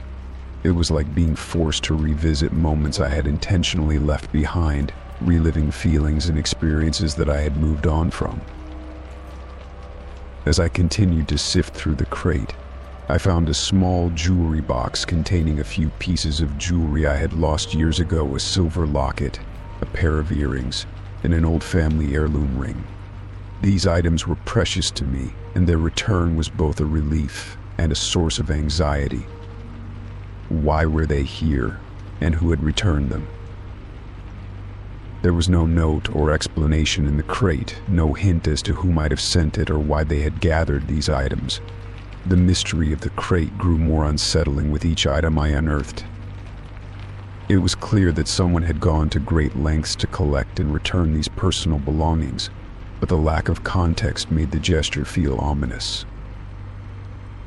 I searched the crate for any clues or hidden messages, but it was empty. The crate itself had no markings or inscriptions that might provide insight into its origins. The absence of any identifying information made the entire situation more disconcerting. I felt like I was being watched or manipulated, but I couldn't figure out the motive or the identity of the sender. In the days that followed, I couldn't shake the feeling that something was amiss. The crate and its contents had a way of invading my thoughts, making me feel uneasy in my own home. I found myself revisiting the items, trying to find meaning or patterns in the assortment of my personal history. Each time I looked at the items, I felt a sense of violation, as though someone had been rummaging through my past without my consent. I considered reporting the crate to the authorities, but the lack of evidence and the fact that nothing seemed to be missing or damaged made me hesitant. What would I even tell them? That someone had returned my old belongings with no explanation. It sounded implausible and would likely lead to little actionable information. Instead, I decided to keep the items in a secure place and try to move on with my life. I was determined not to let the crate dominate my thoughts or disrupt my daily routine. However, the sense of intrusion lingered. Every time I looked at the crate or the items, I was reminded of the unsettling experience. In an effort to reclaim a sense of normalcy, I focused on organizing and cataloging the items in the crate. I took the opportunity to sort through old letters and photographs, creating new albums and organizing my memories in a more deliberate way. This process helped me come to terms with the past and regain a sense of control over my own history. The crate eventually became a part of my life's landscape, a strange reminder of the mysteries that sometimes lurk in our everyday existence. While the identity of the sender remained unknown and the purpose of their actions remained a mystery, the experience had a profound impact on me. It made me more aware of the fragility of privacy and the ways in which our personal histories can be unexpectedly revisited. As time went on, the initial shock of the crate faded, but the lesson remained. The experience taught me to appreciate the present and to treasure the moments I had with loved ones, all while remaining vigilant about the boundaries of my personal space. The crate may have been a disturbing reminder of my past, but it also reinforced my resolve to live in the moment and to cherish the memories that truly mattered. Story 15. It was a crisp autumn night when I discovered my car had been stolen. The realization came as a jolt when I stepped outside to head to work, only to find an empty parking space where my vehicle had been. The sense of violation was immediate and overwhelming.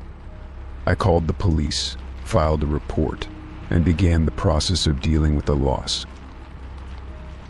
The days that followed were filled with frustration. I had to arrange alternative transportation, juggle appointments, and manage the inconvenience of being without my car. It was a waiting game, hoping that my vehicle would be recovered. The police were diligent, but their updates were sparse and unpromising. Then, just as abruptly as it had vanished, my car was returned. I received a call from the police informing me that my vehicle had been found, and they had returned it to the exact spot where I had originally parked it. The news was a relief, but it was tinged with a lingering sense of unease. How could my car have been recovered so perfectly? It was almost too convenient. When I got my car back, I conducted a thorough inspection. To my relief, it was undamaged. There were no signs of forced entry or physical harm. Everything seemed normal, except for one small detail, a hidden recording device nestled under the driver's seat. The discovery came as a shock. I had initially overlooked the device during my inspection, but as I sat in the driver's seat and prepared to drive, something caught my eye. It was a small, inconspicuous black box, barely noticeable. I gingerly retrieved it, my heart pounding with a mixture of curiosity and apprehension. It was about the size of a matchbook, with a single blinking red light on its surface. I turned the device over in my hands, unsure of what to do. The implications of its presence were chilling. Had someone been listening to my conversations? Had they been tracking my movements? I carefully removed the device and took it inside, my mind racing with questions. Once inside, I connected the device to my computer. The process was simple but tense. The device was designed to be user-friendly, and within moments I had accessed the files stored on it. The recordings began to play, each one a snapshot of my daily life over the past week. The first recording was of a casual conversation I had with a friend at a coffee shop. The next few were snippets from phone calls and meetings, mundane and ordinary. As I continued to listen, my sense of violation deepened. The recordings captured not just conversations, but also the ambient sounds of my daily life, the clinking of dishes, the hum of traffic, the rustle of papers.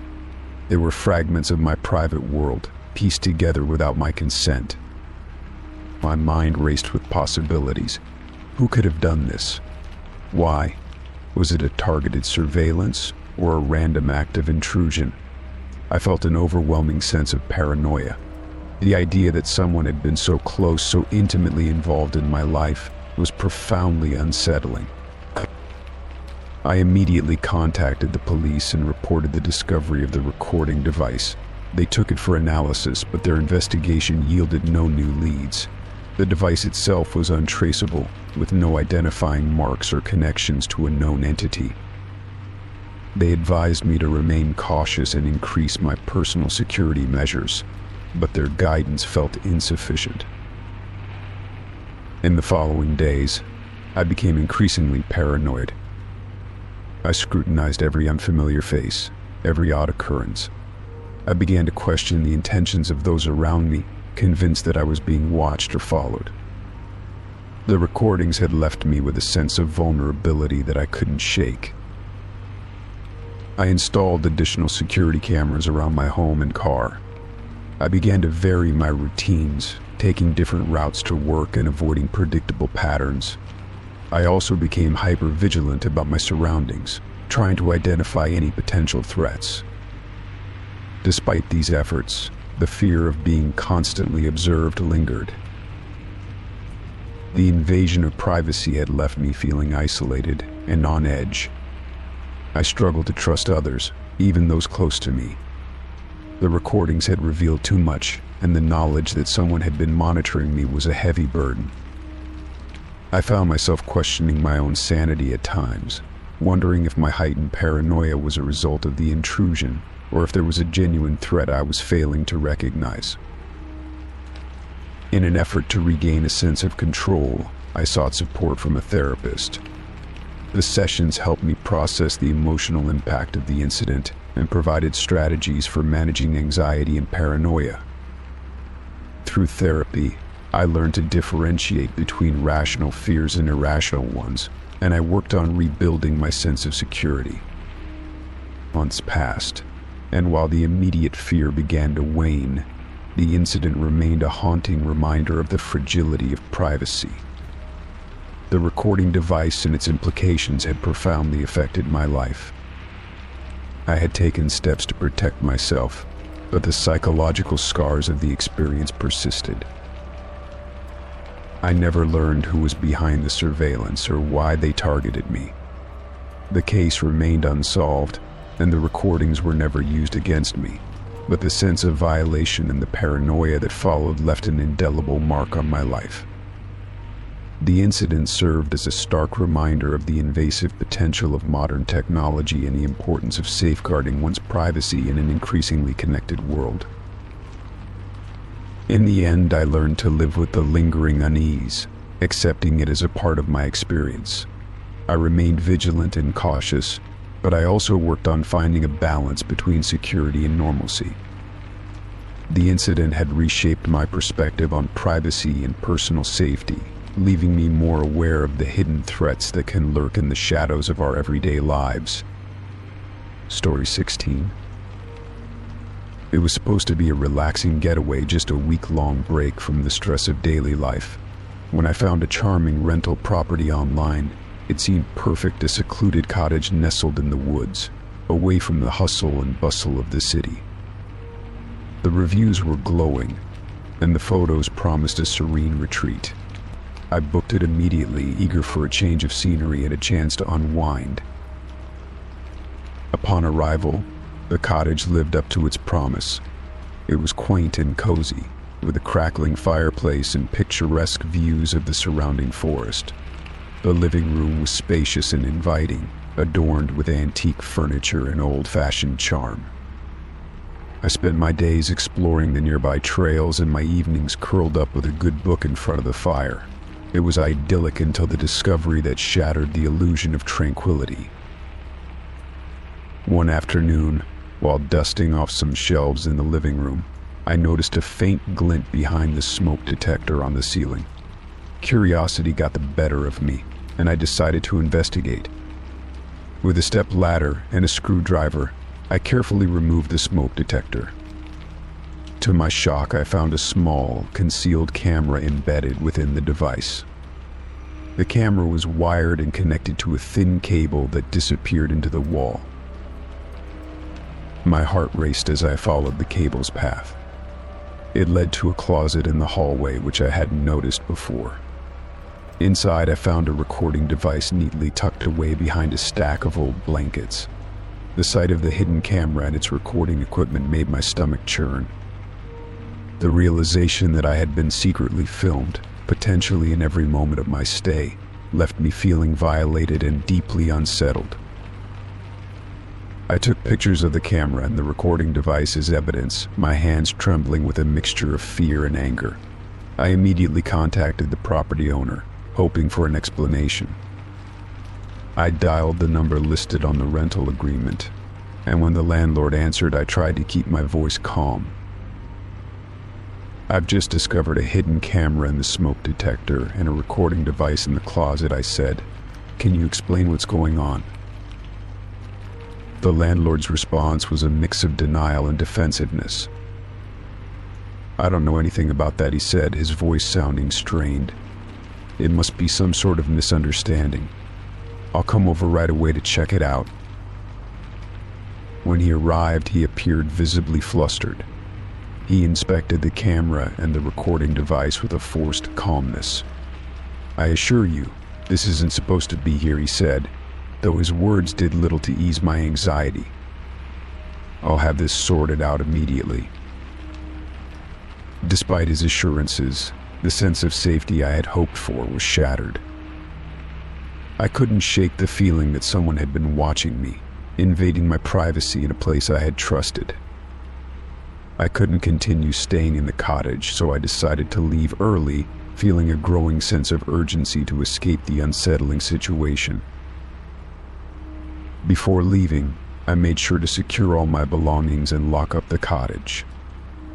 I left the hidden camera and recording device where I had found them, hoping that the landlord would follow through on his promise to address the issue. I took one last look around the cottage, my mind racing with questions and fears. What had motivated someone to install such invasive equipment? Was this a one-time occurrence, or was there a larger pattern at play? As I drove away from the cottage, I couldn't help but replay the events in my mind. The more I thought about it, the more I felt a deep sense of violation. The thought of being watched in my most private moments was profoundly disturbing. I made a mental note to contact local authorities and file a formal complaint. It was essential to ensure that this issue was investigated thoroughly and that others were warned about the potential breach of privacy. Once I returned home, I followed through with my plan.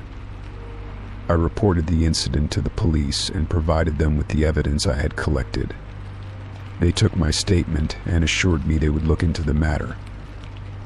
I also contacted the rental platform to report the property and ensure that no one else would have to experience such an invasion of privacy. The aftermath of the incident left me feeling on edge. The cottage, which had initially promised peace and relaxation, had become a source of anxiety and distress.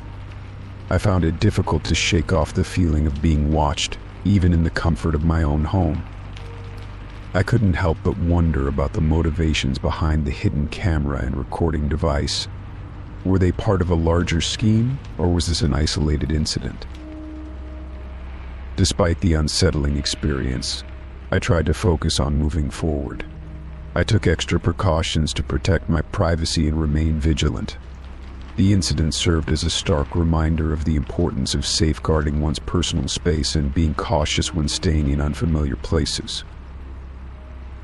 In the end, the hidden camera incident became a haunting memory, a reminder of how easily trust can be broken and how essential it is to be aware of one's surroundings.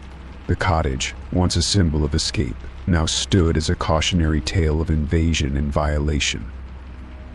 The experience had taught me to be more vigilant and to trust my instincts when something felt off. The memory of that hidden camera would linger, a constant reminder of the importance of privacy and the need to protect oneself from unseen threats. Story 17.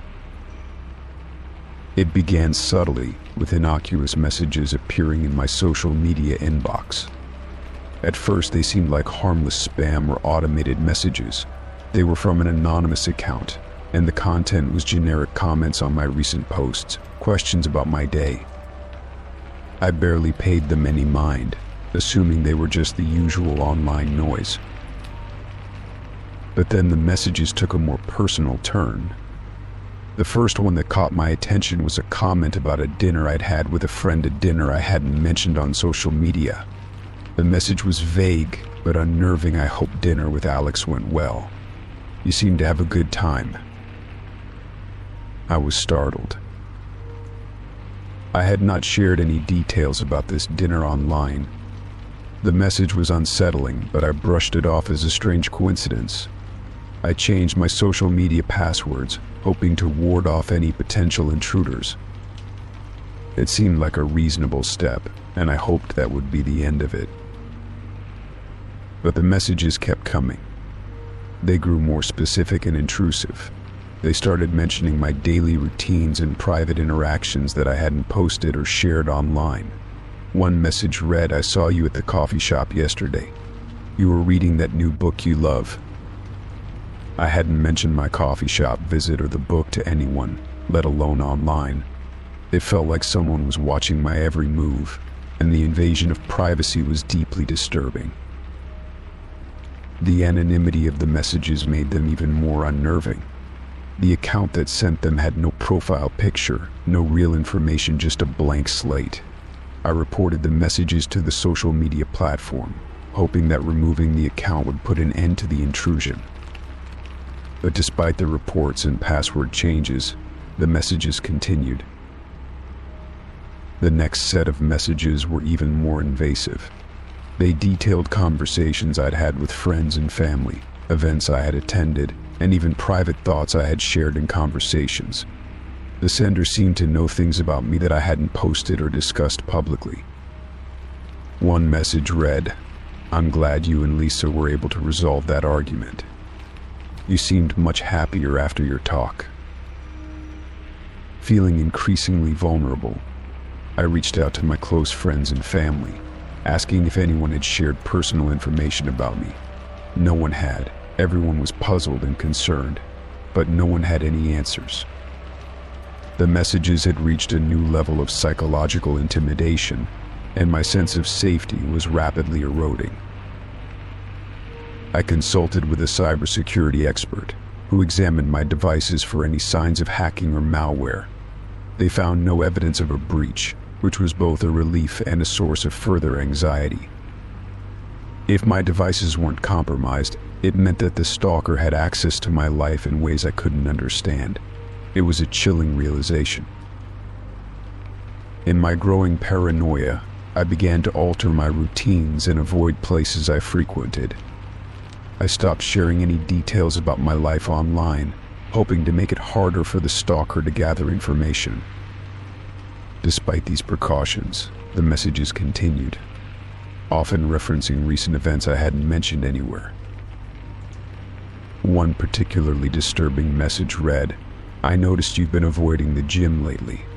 I hope you're okay. Maybe you're just taking a break. I hadn't shared my gym schedule or my reasons for changing it with anyone, let alone online." The level of detail in these messages was suffocating, making me feel trapped in a constant state of surveillance. The anxiety of being watched took a toll on my mental health. I struggled to maintain a semblance of normalcy in my daily life, but the constant fear of being observed was overwhelming. I felt like I was living in a glass box, with every action and thought potentially scrutinized by an unseen observer. The situation escalated when the messages began to include threats. One night I received a message saying, "I know where you live. I'll be watching you." The threat was explicit, and it sent me into a panic. I immediately contacted local law enforcement, providing them with the details of the messages and the anonymous account. They began an investigation but found little to go on. The anonymity of the messages made it challenging to trace the source. Despite the police's efforts and my attempts to safeguard my personal information, the messages persisted. They became more menacing, and the feeling of being stalked became a constant presence in my life. I had installed additional security measures in my home and started to take extra precautions when leaving or arriving, yet the sense of being constantly watched never faded. As the months passed, the messages gradually stopped. The anonymous account disappeared, and the intrusive communications ceased. I was left with a lingering sense of unease and a heightened awareness of my surroundings. The experience had left a mark on me, and the psychological impact of being observed and threatened took time to overcome. I never discovered who was behind the messages or what their motives were. The anonymity of the stalker added to the sense of dread, leaving me with unanswered questions and a profound sense of vulnerability. The incident had taught me the importance of vigilance and the limits of online privacy, and it served as a stark reminder of the unsettling ways in which technology can be used to invade personal space. The experience had changed me, and though I tried to move on, the feeling of being watched remained a haunting echo in my life. It was a constant reminder of how fragile our sense of security can be, and how the unseen can have a profound impact on our well-being. Story 18. It was a crisp autumn morning when I discovered the first letter in my mailbox. It was an unremarkable envelope yellowed with age and addressed to someone named John Doe. I didn't think much of it at first. After all, mail often ended up in the wrong box by mistake. However, when I noticed that the letter had been placed in my mailbox without any postage or return address, my curiosity was piqued. I opened the envelope and pulled out a single sheet of paper. The letter was written in neat, block letters. As I began to read, a chill ran down my spine. The letter contained a detailed description of my previous day's activities: my morning jog through the park, the coffee shop I visited, and even the brief conversation I had with the barista. The letter concluded with a sentence that left me feeling unsettled. "I hope you enjoyed your day." My initial reaction was confusion. How could someone know so much about my day? I chalked it up to an elaborate prank or a mix-up with someone's personal notes. Still, The letter left me with an uneasy feeling. Over the next week, I received 3 more letters, each more disturbing than the last. One described in vivid detail my evening spent reading a book on my porch. Another letter described my interactions with a delivery person who had come to my house, including specific details about our brief conversation. The latest letter described a private moment in my home, how I had rearranged the furniture, and a comment I had made aloud about wanting to redecorate. Each letter was unsettling, but the feeling of being watched was overwhelming. It was as if someone had been shadowing me, documenting every move I made. I grew increasingly paranoid and began to scrutinize every detail of my daily routine, searching for clues or patterns that might explain the surveillance. Desperate for answers, I contacted the Postal Service. I explained the situation and showed them the letters. Their response was a mix of concern and confusion. They checked their records and assured me that there was no information about who might have sent the letters. They were unable to trace any origins, given the absence of postage and return addresses. The lack of concrete answers left me feeling more vulnerable and anxious.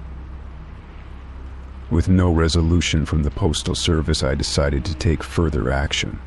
I installed security cameras around my home, hoping they might capture some evidence of the person responsible. I also began keeping a detailed log of any unusual occurrences or individuals who might have been acting suspiciously near my house. The days turned into weeks, and the letters continued to arrive. They became more detailed and personal, describing not just my activities but my thoughts and feelings. One letter even included a drawing of my house from a vantage point that suggested someone had been watching from across the street. The letters were becoming increasingly invasive, and my anxiety grew with each new arrival. I reached out to the local police department, presenting the evidence I had gathered. The officers were sympathetic and took the situation seriously, but without concrete evidence or a clear suspect, their investigation was limited. They advised me to be cautious and to continue documenting any suspicious activity. Despite their efforts, the police were unable to find any leads. The feeling of being observed persisted, and the letters continued to arrive. I felt trapped in a nightmare of my own making, unable to escape the constant scrutiny that had become a part of my daily life. My home, once a place of comfort, now felt like a prison. One particularly unsettling letter arrived on a rainy afternoon. It detailed an intimate conversation I had had with a close friend, including private details that made me feel violated.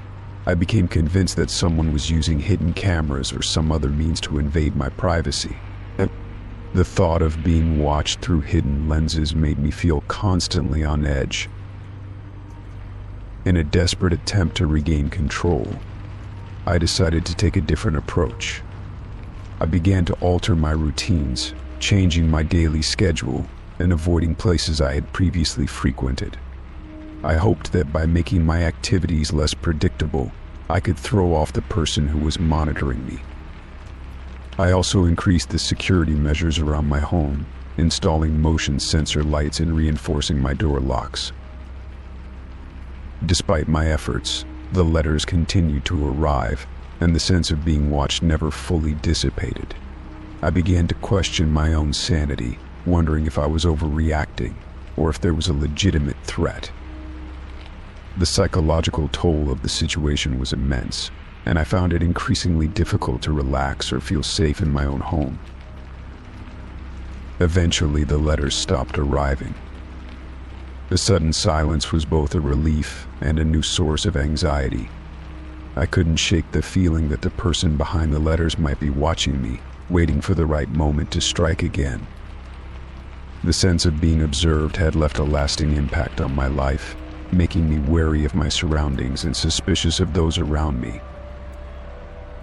In the end, the experience taught me a profound lesson about the fragility of personal privacy and the invasive power of unseen observers. The letters, with their detailed descriptions and unsettling insights, had exposed a vulnerability I hadn't fully understood before.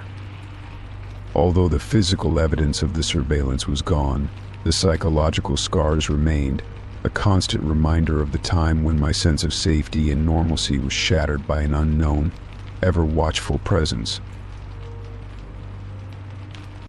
Story 19. It was one of those quiet, still nights when the world seemed to slow down and the only sounds were the hum of my car and the occasional rustle of leaves in the wind. I had been out visiting friends and was heading home well past midnight. The road was deserted, the street lights casting long, eerie shadows on the asphalt. I enjoyed the solitude of late-night drives. It was a time for reflection, a chance to clear my mind after a long day. As I drove through the winding country roads leading to my house, I noticed a pair of headlights in my rearview mirror. At first, I dismissed it as just another car on the road, but as the miles passed and the headlights remained fixed behind me, I started to feel uneasy. I checked the rearview mirror again, and there was the same set of headlights, keeping a steady distance from me, neither gaining nor falling behind. I tried to shake off the growing sense of discomfort. I accelerated slightly, hoping to put some distance between me and the car, but the headlights remained locked onto me. I slowed down, and the car followed suit. A knot tightened in my stomach. The road was deserted, and the only thing that broke the silence was the rhythmic thrum of my tires on the pavement. I made a sharp turn onto a less traveled road, hoping to lose the car in the maze of twisting lanes. But when I glanced in the rearview mirror, the headlights were still there, seemingly undeterred by the detour. My heart raced, and I could feel the sweat forming on the back of my neck. I had heard stories about people being followed, but I never imagined I'd be in such a situation. As the tension mounted, I decided to test the situation further. I took a series of unpredictable turns, changing speed frequently, hoping to shake off the persistent tail. The car's headlights followed each maneuver with eerie precision. It was as if the car had a will of its own, a relentless determination to keep its distance but never fall out of sight. The feeling of being pursued grew more intense with each passing minute. My mind raced with possibilities. Was this someone playing a cruel game, or was there a more sinister reason behind the persistent headlights? The isolation of the road only heightened my sense of vulnerability. There were no houses, no street lights, and no signs of civilization. Just me, my car, and the ever-present headlights behind me. I decided to make one final, dramatic move. I pulled into a small, gravel lot that was barely visible from the road. I turned off my headlights and engine, hoping to conceal my presence and see if the car would pass by. I sat in the darkness, straining my ears for any sign of movement. For a moment there was silence. I held my breath, my heart pounding in my chest. After what felt like an eternity, I saw the headlights of the car slowly